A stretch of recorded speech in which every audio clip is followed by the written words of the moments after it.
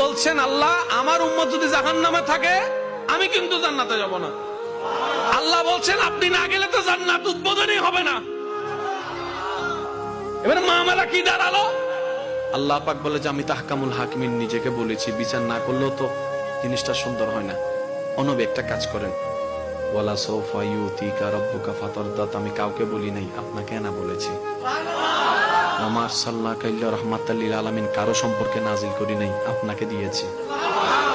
ওয়ালাল আখিরাতু খায়রুল লাকা মিনাল উলা, কাউকে বলি নাই, আপনাকে বলেছি।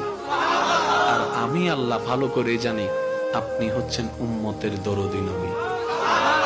আপনি নিজের জন্য কাঁদেন নাই, সন্তানের জন্য কাঁদেন নাই, পরিবারের জন্য কাঁদেন নাই, নাতির জন্য কাঁদেন নাই, যত কেঁদেছেন জীবনে সবকিছু উম্মতের জন্য। এমনকি হাসরের ময়দানে যখন সর্বপ্রথম আমাদের নবীকে আল্লাহর হুকুমে তোলা হবে, আমাদের নবী উঠেই জিব্রাইল আলাইহিস সালামকে প্রথম প্রশ্ন করবে, ও আমার ভাই জিব্রাইল, আমার উম্মত গুলা কোথায়? আইনা উম্মতি, আইনা উম্মতি, আমার উম্মত কোথায়? আমার উম্মত কোথায়? আমার উম্মত কোথায়? আমি ওঠার আগেই নাকি আমার উম্মতকে জাহান্নামে দিয়ে দিয়েছো নাকি? কোনো আমার উম্মত কোনো জাহান্নামে চলে গেছে নাকি? জিব্রাইল বলবে, ইয়া রাসূলুল্লাহ, প্রথমেই আপনাকে তোলা হয়েছে, এখন আর কাউকে তোলা হয় নাই, প্রথমেই আপনি উঠেছেন। আমার নবী বলবে, আমার উম্মত গুলা কোথায়? জিব্রাইল বলবে, ইয়া রাসূলুল্লাহ, এখনো তারা উঠে নাই, উঠবে একটু পরে। নবী দৌড়ে চলে যাবে আল্লাহর রহমতের দরবারের দিকে। সিজদায় যে পড়বে একটাই কথা থাকবে, রব্বি হাবলি উম্মতি, রব্বি হাবলি উম্মতি।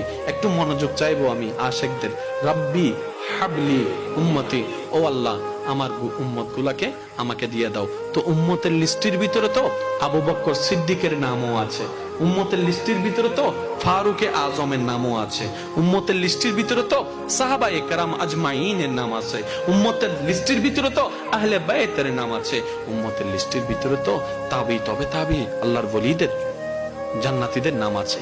এবার আল্লাহ পাক বলবে, আপনি যে বললেন রব্বি হাবলি উম্মতি, উম্মতকে দেওয়ার জন্য আপনি কি আবু বকরের কথা বলছেন?